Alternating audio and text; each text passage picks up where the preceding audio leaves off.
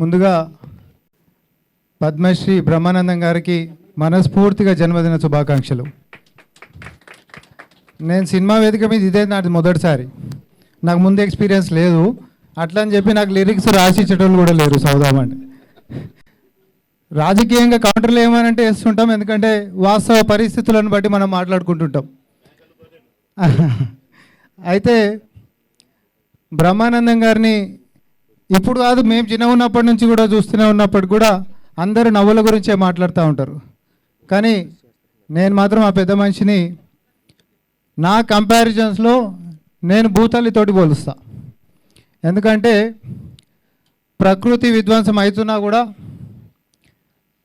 పర్యావరణం అనేటటువంటి నశిస్తున్నా కూడా భూతల్లి ఓపిక ఎప్పుడు కూడా తగ్గదు. సేమ్ అట్లనే నేటి సమాజంలో హింస అనేటటువంటిది పెరుగుతుంది, శాంతి అనేటటువంటిది లేదు, సహనం అంతకంటే లేదు. నవ్వులు అనేటటువంటివి మర్చిపోతూ ఉన్నారు జనాలు మనస్ఫూర్తిగా నవ్వుకోవాలంటే.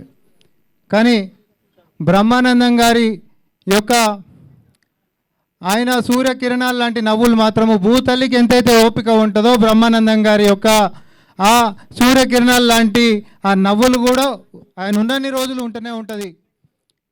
ఎందుకు అనంటే ఏమో నాకు కొన్నిసార్లు అనిపిస్తుంది, ఇట్లాంటి పెద్ద మనుషులందరూ మన మధ్యలో ఈరోజు అంటే ఉన్నారు, రేపొద్దున ఇట్లాంటిది మళ్ళీ కంటిన్యూయేషన్ అనేటటువంటి అంశాల్లో ఆ పెద్దయిన బాటలో మనందరం నేర్చుకోవాల్సినటువంటిది ఏంటిది అని అంటే, కేవలం కళాకారుడి లెక్క కాదు ఆయన యొక్క జీవితంలో. నేను ఎందుకంటే ఎప్పుడు బ్యాక్ స్క్రీన్లో అయిన కష్టాలు ఎప్పుడు ఈ ప్రపంచానికి చెప్పలే. ఎంతసేపు మన అందరినీ నవ్వుపించిండ్రు, నవ్వినము. మన జీవితాలలో కష్టాలలో ఉంటున్నటువంటి వాళ్ళు కూడా ఇందాకనే పెద్ద అన్నట్టు సాయంత్రం పూట జరిసేపు స్క్రీన్ చూస్తే సరదాగా కాసేపు నవ్వుకునేటటువంటి ఆ యొక్క సంతోషాన్ని అందించేటటువంటి మహానుభావులు రానున్నటువంటి కాలంలో ఆయన యొక్క స్ఫూర్తిలో, ఆయన అడుగుజాడలో ముందు కూడా నడుస్తూ మనం పోవాల్సినటువంటిది. ఆయన జీవితమే ఒక సందేశం లెక్క. నాలాంటి వాళ్ళు అది ఏ ప్రొఫెషన్లో ఉన్నప్పటికీ కూడా మన జీవితం అనేటటువంటిది నలుగురికి ఉపయోగపడేటట్టుగా, వాళ్ళని కష్టాల నుంచి బయటికి నెట్టేసేటట్టుగానే ఉండాలనే తప్ప ఒకరితోటి ఒకరు ఇబ్బందులు పడేటటువంటి విధంగా ఉండదు. సార్, మీ జీవితం అనేటటువంటిది మాకు స్ఫూర్తిదాయకం.